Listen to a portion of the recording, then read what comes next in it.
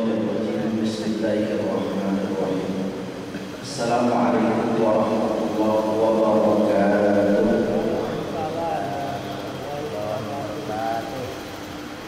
Alhamdulillahirabbil alamin wal 'aqibatu lil muttaqin wa la 'udwana illa 'alal zalimin.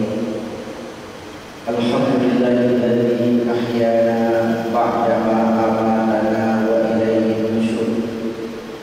Asyhadu an la ilaha illallah wahdahu la syarika lah wa asyhadu anna Muhammadan 'abduhu wa rasuluhu la nabiyya ba'dahu. Allahumma shalli wa sallim ala habibina Mustafa Muhammad sallallahu alaihi wasallam. Allahumma anfa'na bima 'allamtana wa 'allimna bima yanfa'una wa zidna 'ilma. Allahumma barik lana fi Rajab wa Sya'ban wa ballighna Ramadan. Bersyukur kepada Allah dan mengucapkan alhamdulillahi rabbil alamin. Bersalawat kepada baginda Nabi. Allahumma salli ala sayyidina Muhammad wa ala ali sayyidina Muhammad. Assalamu alayka ya Rasulullah. Assalamu alayka ya Nabi Allah. Kaum muslim, alhamdulillah, pagi ini kita dapat mengerjakan kewajiban kita selaku seorang muslim, yaitu mengerjakan fardu subuh berjamaah.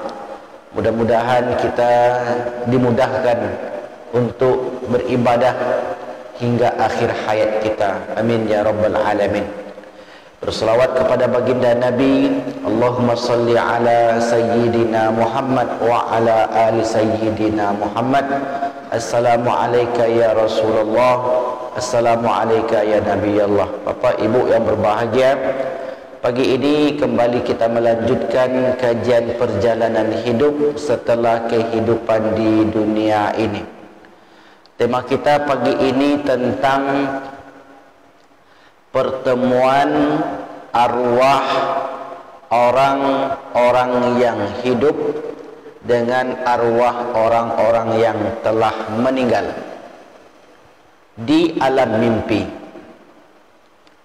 yaitu roh kita yang berada di dalam tubuh kita saat ini dapat bertemu dengan roh orang-orang yang telah meninggal. Di mana pertemuan tersebut? Di alam mimpi. Ketika kita tidur, maka roh kita atau arwah kita dibawa oleh Allah Subhanahu wa ta'ala.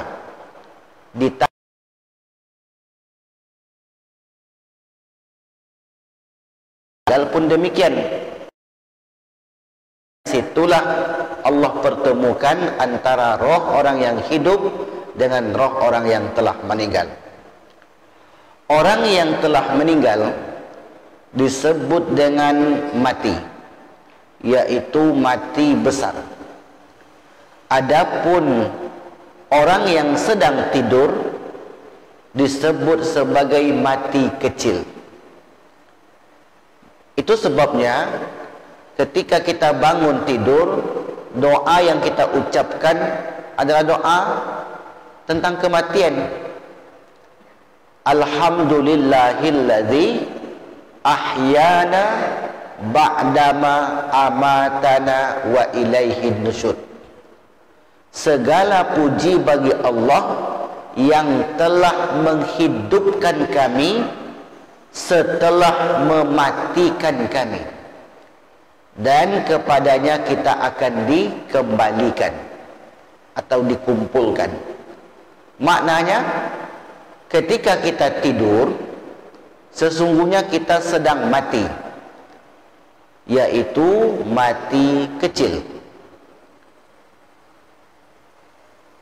Para ulama menjelaskan, disitulah pertemuan orang yang telah meninggal tadi dengan orang yang masih hidup, karena mereka sama-sama mati. Adapun arwah orang yang sudah mati tadi ditahan selama-lamanya sampai hari kiamat. Sementara roh orang yang hidup dikembalikan lagi oleh Allah ke dalam jasad kita. Jadi kalau ada orang yang bertanya, di manakah arwah roh orang yang hidup? Maka jawabannya adalah berada di sisi Allah Subhanahu wa taala.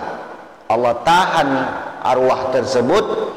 Jika Allah berkehendak untuk mengembalikannya, maka kita terhidup kembali. Kalau Allah tahan selama-lamanya, maka meninggallah kita ketika dalam keadaan tidur. Dasar yang menjadi pembahasan kita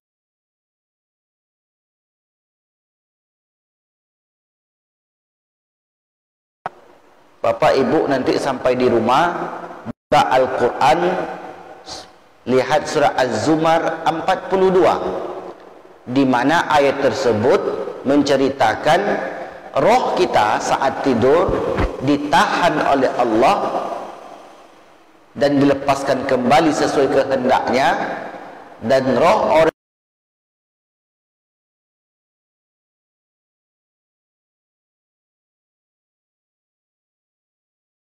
yang gentayangan.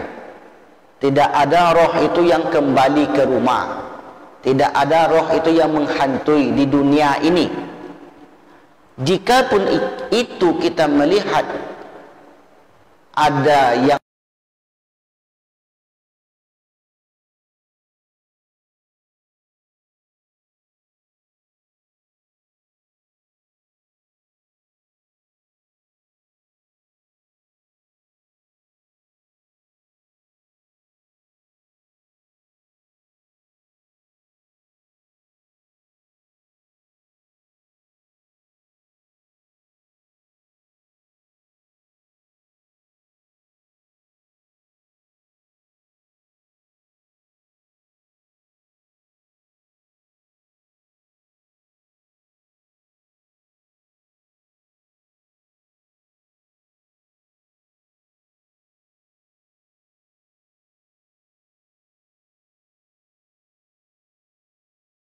sampai nanti datang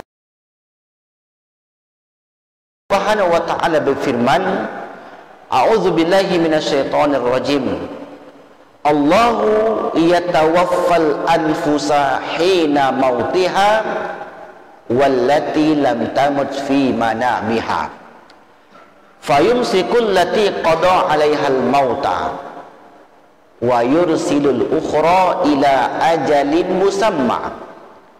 Inna fi dzalika la ayatil liqaumi yatafakkarun.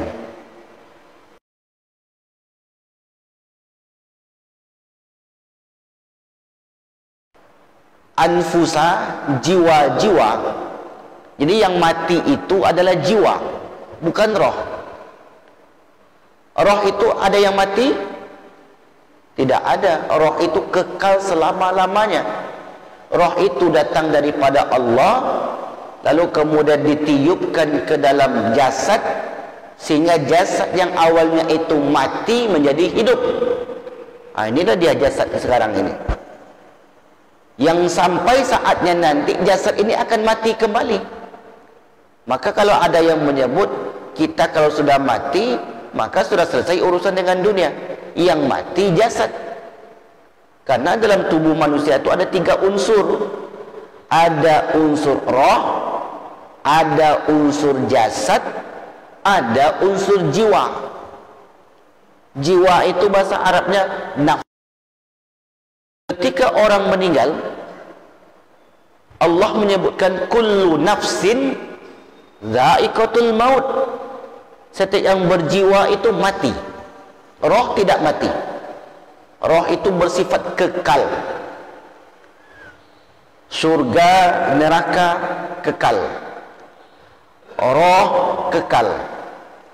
Qalam kekal. Arash kekal. Tulang ekor yang Allah titipkan pada setiap manusia kekal. Dan Allah Subhanahu wa ta'ala kekal. Kekalnya yang 6 ini dikekalkan oleh Allah Subhanahu kiamat terjadi, Allah hancurkan alam semesta, surga dan neraka tidak hancur. Karena surga dan neraka itu sudah diciptakan saat ini. Arsy juga sudah Allah ciptakan, tetapi tidak ikut hancur ketika Allah Subhanahu wa taala menghancurkan alam semesta. Termasuk roh tadi. Maka roh itu bersifat kekal. Jadi dalam diri manusia yang dimatikan adalah jiwa. Jiwa ini yang mana? Begini sederhananya. Jiwa itu kalau kita umpamakan seperti elektronik, seperti HP kita, jiwa itu seperti program yang mana bisa menampung apa saja. Agar HP kita ini hidup, maka ada baterai. Baterai ini diumpamakan seperti roh yang menghidupkan. Adapun casingnya tubuh. HP baru-baru kita beli belum ada isinya sama sekali. Nomor HP belum ada, WhatsApp belum ada, belum ada isinya, belum ada foto, belum ada yang lain.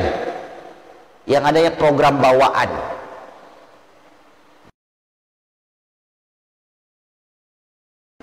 Ketika manusia itu lahir, casing sudah ada, hidup. Apakah isinya sudah ada? Belum ada. Makanya tergantung nanti orang tuanya, tergantung lingkungannya. Anak ini mau diisi apa? Diisi yang baik, maka masa depannya baik. Diisi yang buruk, masa depannya ikut buruk. Sama seperti handphone kita, Bapak Ibu. Apa yang kita isi handphone kita? Al-Quran, hadis, kitab-kitab,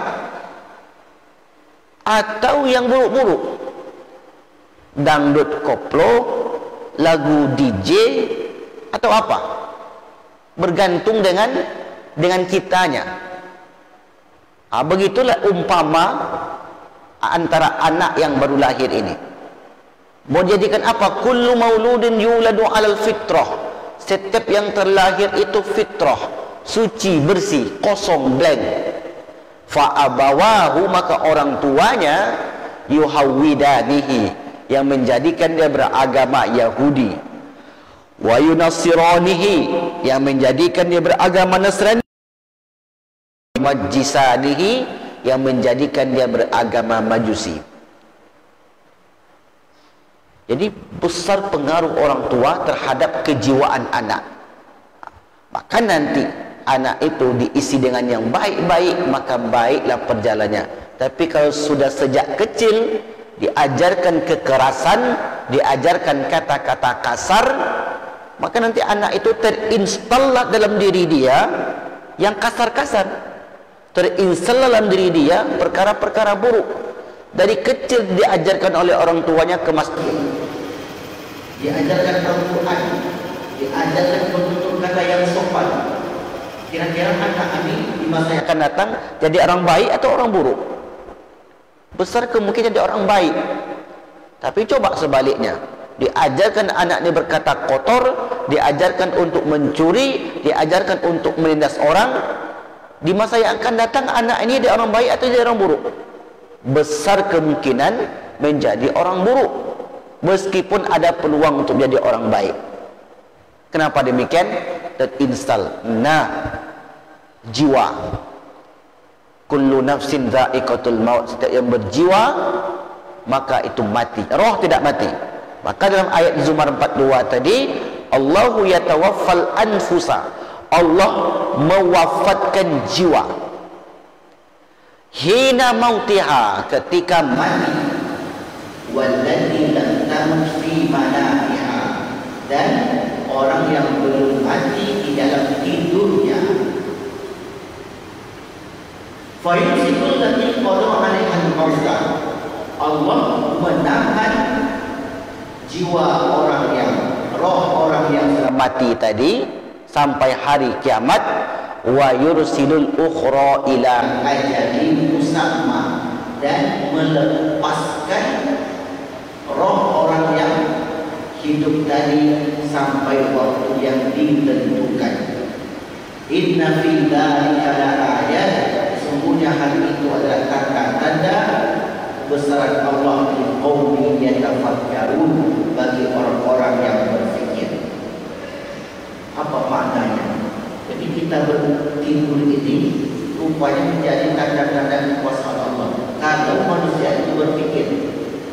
Sebab ketika kita tidur, kita sangat lemah sekali.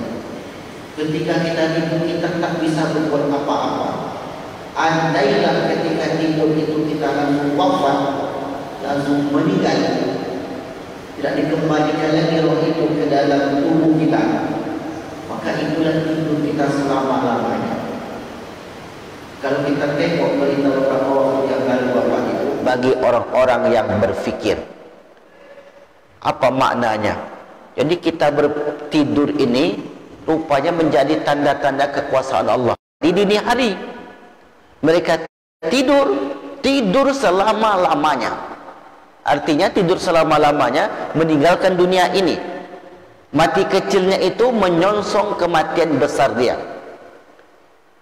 Orang tua saya, ayah saya, meninggal dalam keadaan tertidur.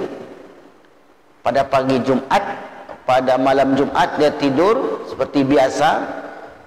Kemudian pagi hari sekitar jam 5 dibangunkan sama ibu saya. Ternyata sudah kejang, sudah tak bernyawa lagi. Dibangunkan solat kata. Ditengoknya sudah begini, sudah kaku. Kalau kita berkaca kepada ayat ini, maka kita tak heran, karena memang ketika kita tidur itu disebut dengan mati kecil. Dan andai Allah berkehendak, Allah kembalikan roh kita, hidup lagi kita. Allah berkehendak lain, tak dikembalikan roh kita, maka matilah kita, meninggalkan dunia ini. Katalah doa kita, alhamdulillahilladzi, segala puji bagi Allah, ahyana, yang telah menghidupkan kami, ba'dama amatana wa ilaihin nusyur. Allah tawaffakum bil laili, Allah wafatkan kalian pada malam hari, wa ya'lamu ma jarahtum bin nahar, dan Allah tahu apa yang kalian lakukan pada siang hari. Bapak Ibu ini muliakan Allah Subhanahu wa taala, muncul pertanyaan begini. Kalau orang itu meninggal ketika sadar,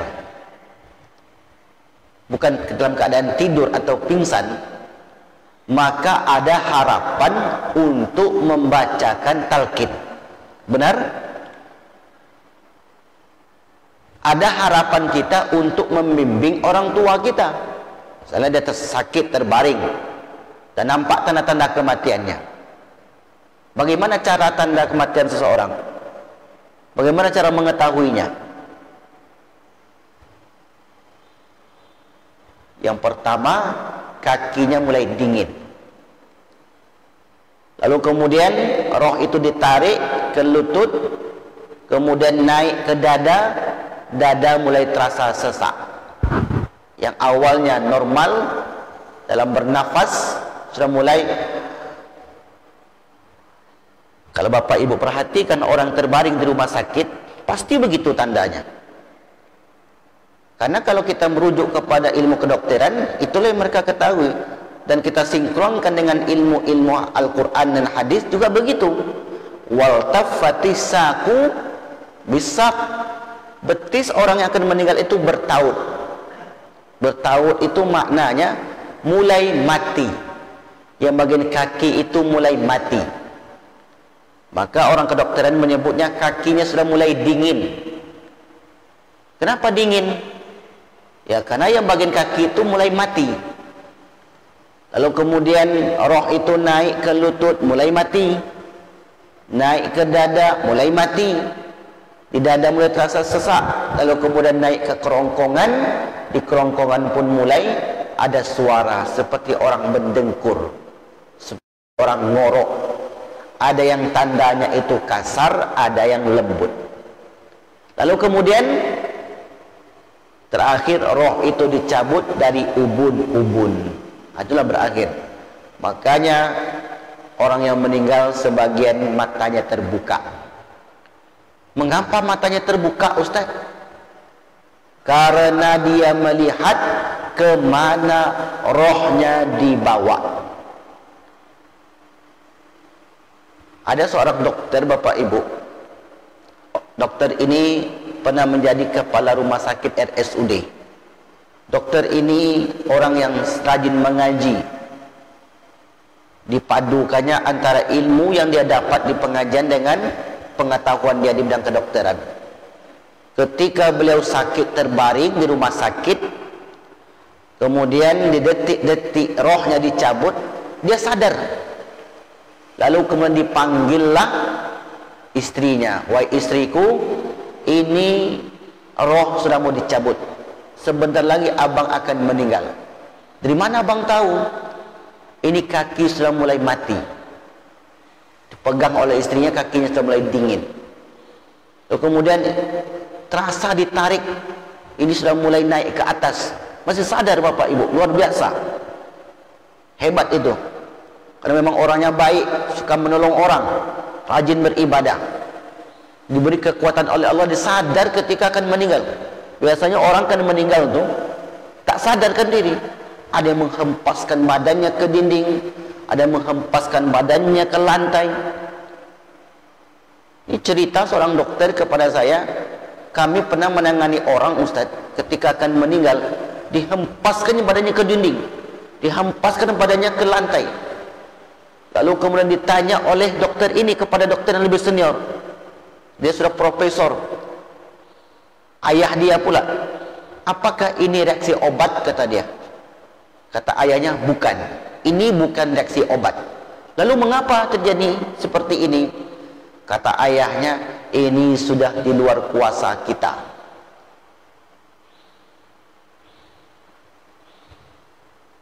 Cuma dokter ini tak tahu jawabannya waktu itu. Sampai saya jelaskan bahwasanya itu adalah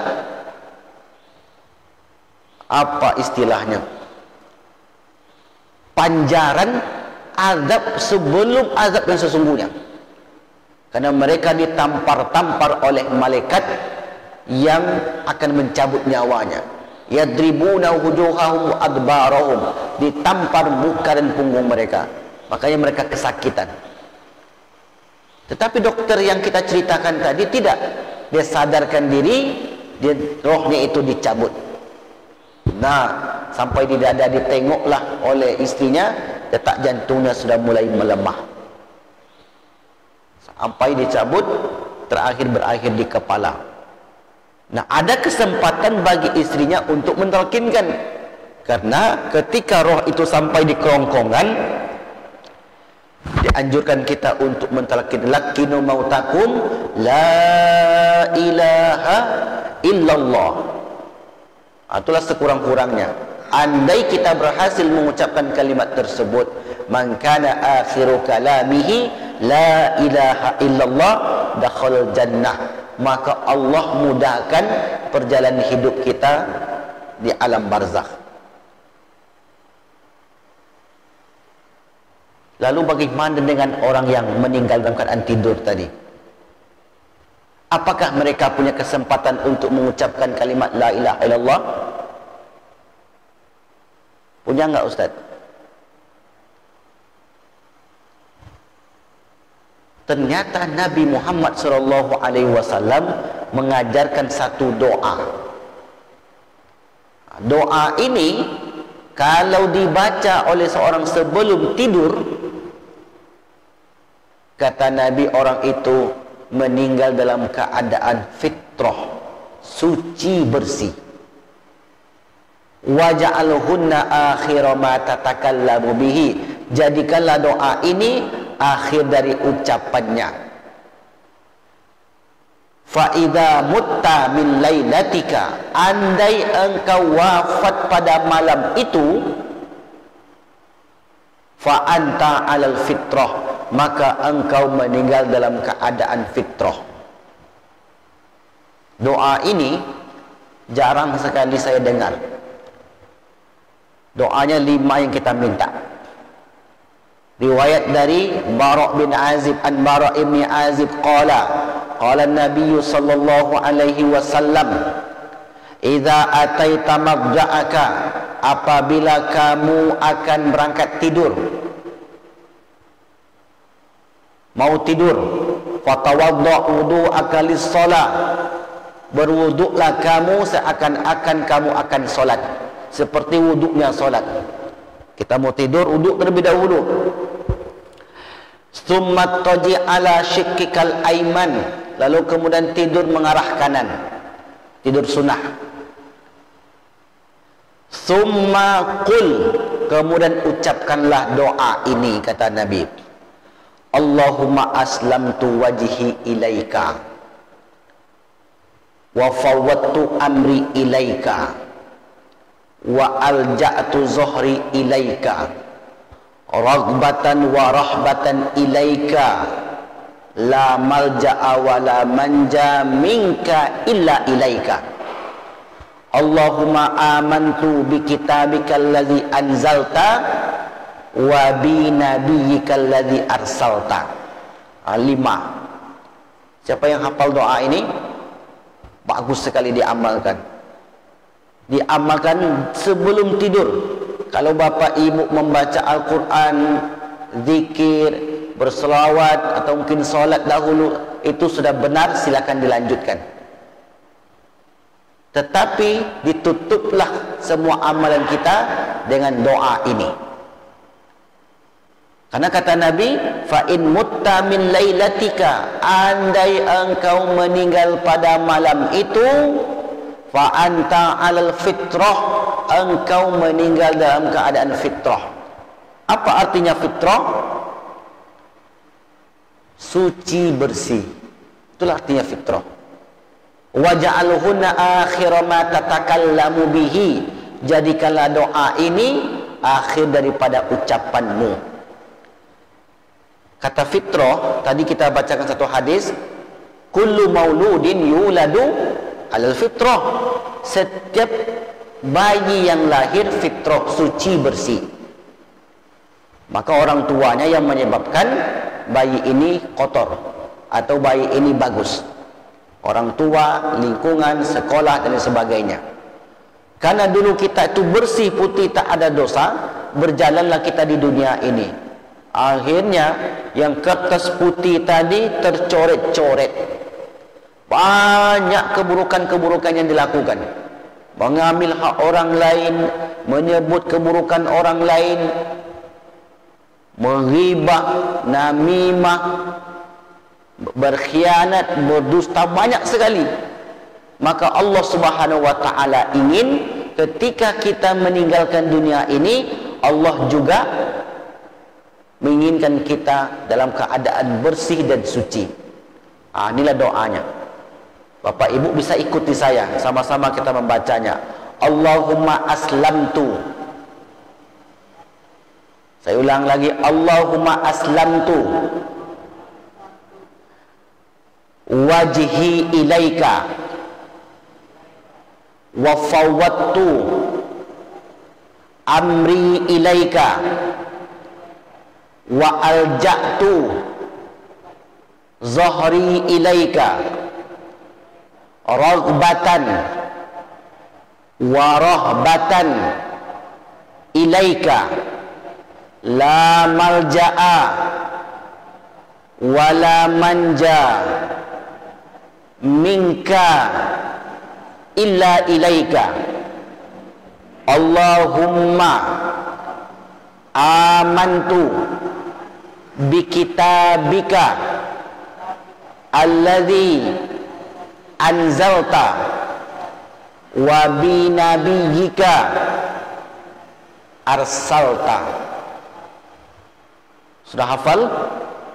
Belum? Kalau bisa Bapak Ibu, inilah kita amalkan.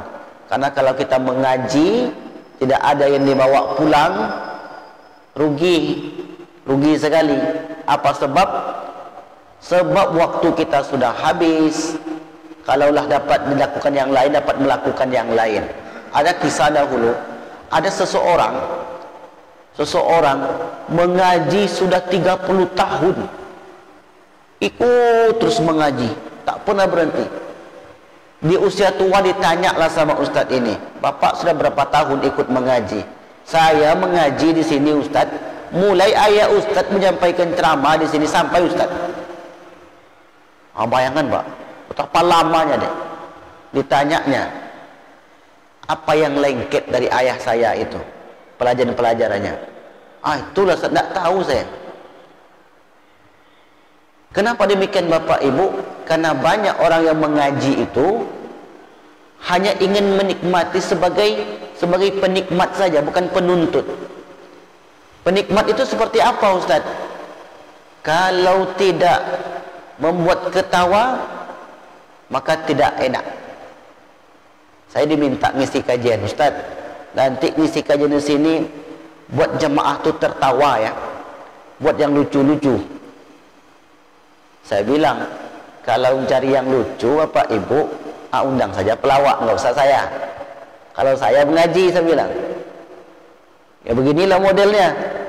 Karena saya ingin jemaah itu pulang, ada satu dua yang dibawa dan ingat oleh mereka, dan mereka sampai nanti kemana pun pergi. Apalagi ini yang kita bahas tentang kematian, karena setiap orang pasti akan mengalaminya. Maka kita berikan amalan-amalan sebelum mereka meninggalkan dunia ini. Inilah amalan yang termasuk hebat. Kalau Bapak Ibu belum hafal, nanti saya kirimkan teksnya ke Ustadz Muhammad Ali Daliman. Nanti Bapak Ibu boleh print, boleh dicetak, kemudian dibaca sebelum tidur. Apa makna dari doa ini Ustadz? Allahumma aslamtu wajhi ilaika. Ya Allah, aku serahkan diriku kepadamu. Wa fawwadtu amri ilaika. Aku serahkan segala urusanku kepadamu. Wa alja'tu zuhri ilaika. Dan aku sandarkan punggungku kepadamu.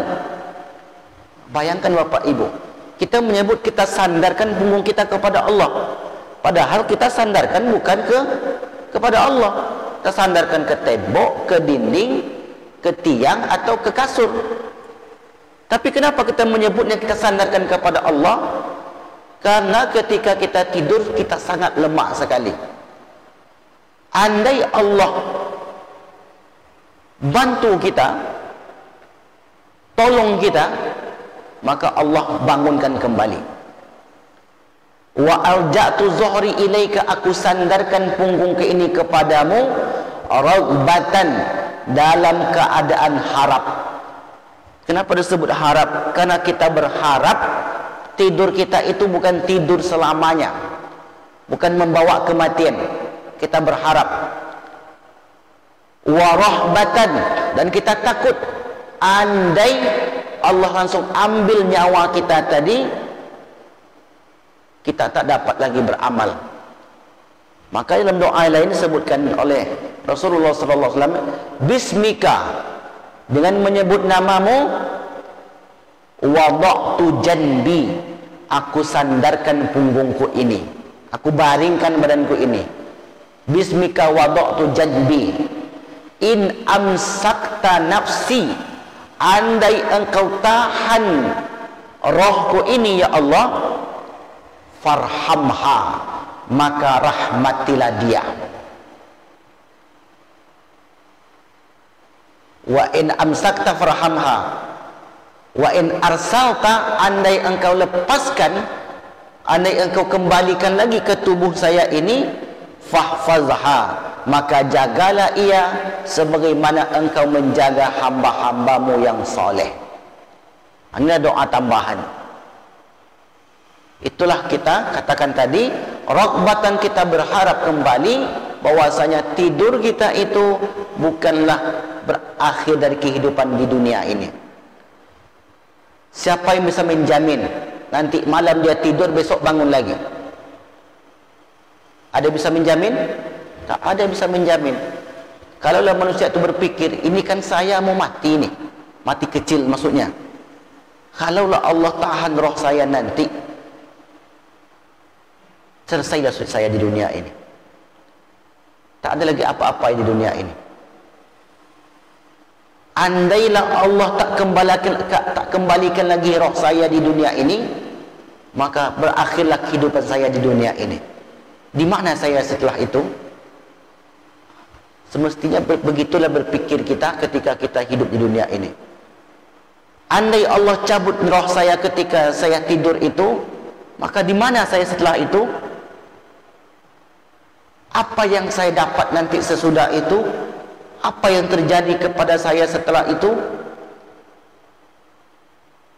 Karena perjalanan hidup kita kan panjang, Pak. Salah orang mengatakan mati itu mengakhiri segalanya. Oh, itu tak benar itu. Oh, tenang saja hidup itu, Ustaz. Nanti kalau sudah meninggal kita selesai urusan. Simple sekali. Enak sekali orang seperti itu. Di dunia lah sudah dia tidak mengikuti aturan Allah, melakukan kezaliman pula, meninggal selesai sudah urusan dia. Untung dia. Kita yang rugi, kita terzolimi, kita habis waktu untuk belajar membaca Al-Quran, tiba-tiba tak ada pula balasan. Ruginya. Begitulah seharusnya berpikir kita. Ya Allah, andai engkau ambil rohku saat tidur ini, maka inilah hari terakhirku di dunia. Itu yang disebut dengan raghbatan wa rahbatan. Kita harap dan cemas. Kita berharap ingin dikembalikan lagi, cemas kalau tidak ingin kembali.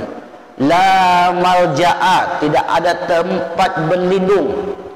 Wala manja, tidak ada tempat keselamatan minka darimu ya Allah, illa ilaika, kecuali kepadamu. Apa maknanya? Kemanapun kita pergi di dunia ini, tak lepas daripada Allah. Kita meninggalkan dunia ini sekalipun, tak lepas juga daripada Allah. Itulah maknanya kita dari Allah kembali kepada Allah. Inna lillahi wa inna ilaihi raji'un. Kita ini milik Allah dan akan kembali kepada Allah. Kembalinya kita bergantung seperti apa persiapan kita. La malja'a, tidak ada tempat berlindung. Wala manja, tidak ada tempat keselamatan minka darimu, illa ilaika, kecuali kepadamu ya Allah. Tiga, yang pertama ini bentuk penyerahan diri kepada Allah. Karena kita sangat lemah sekali. Tak bisa kita membela diri saat tidur itu, Bapak Ibu. Lewat lipan tak bisa kita mengusirnya. Lewat ular di atas perut kita tak bisa kita mengusirnya. Begitulah lemahnya. Bahkan para tukang santet, tukang sihir, para dukun bekerja pada sepertiga malam itu ketika tidur. Andai tak ada yang menjaga kita, tidak berdoa kita sebelum tidur, disitulah mereka membacakan mantra-mantranya. Andai sebelum tidur itu kita membaca doa-doa, maka mantra-mantra itu tertolak dengan sendirinya. Itulah lemah, sangat lemah sekali. Itu yang ketiga. Yang pertama itu menunjukkan penyerahan diri kepada Allah Subhanahu wa taala. Yang dua terakhir, Allahumma amantu bi kitabikal ladzi anzalta, ya Allah aku beriman dengan kitabmu yang engkau turunkan, wa bi nabiyyikal ladzi arsalta, dan kepada nabi yang engkau utus. Apa maknanya beriman dengan kitab dan apa maknanya beriman dengan nabi? Maka kita jelaskan pada pertemuan yang akan datang, insyaallah taala. Poinnya apa pembahasan kita pagi ini, Bapak Ibu yang berbahagia? Kalau kita punya kesempatan untuk membaca doa ini sebelum tidur, maka mari kita baca agar kita mendapatkan fadilah seperti orang yang hidup, orang yang meninggal dibacakan kalimat la ilaha illallah. Itu yang pertama.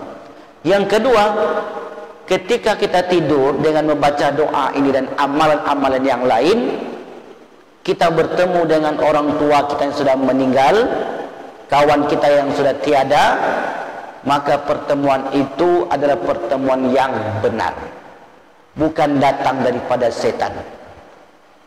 Karena kita tidur dalam keadaan bersih dan suci.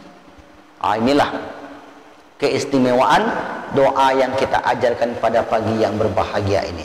Baik Bapak Ibu ini muliakan Allah Subhanahu wa taala, karena waktu isyraq sudah masuk. Jika ada pertanyaan silakan bertanya. Kalau tidak ada, kita tutup dengan doa.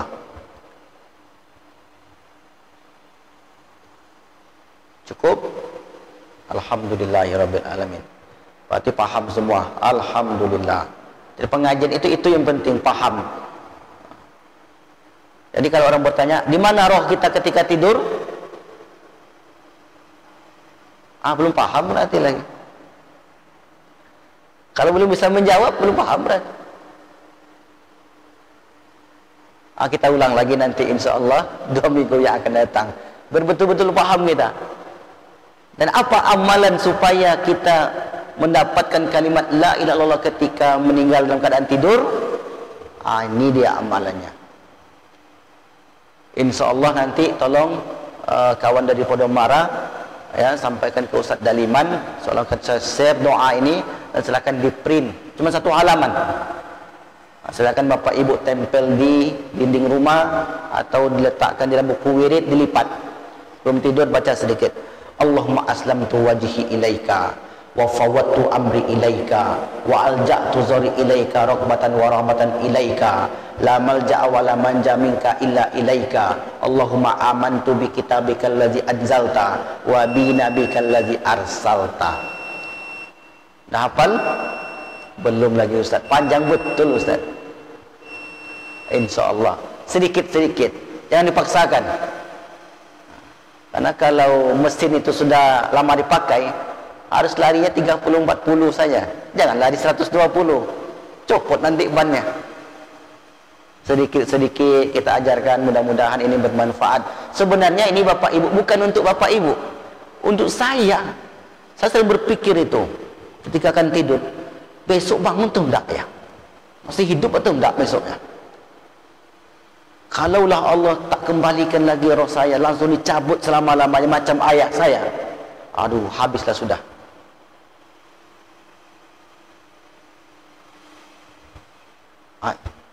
Kena rasa takut tadi, dibacalah sedikit Allahumma aslamtu wajhi ilaika wa fawwadtu amri, baru tidur. Itulah cuma yang kita lakukan Bapak Ibu. Lebihnya kita serahkan kepada Allah Subhanahu wa taala. Maka inilah yang dapat kami sampaikan, mudah-mudahan bermanfaat. Wal afu minkum, wassalamu alaikum warahmatullahi wabarakatuh.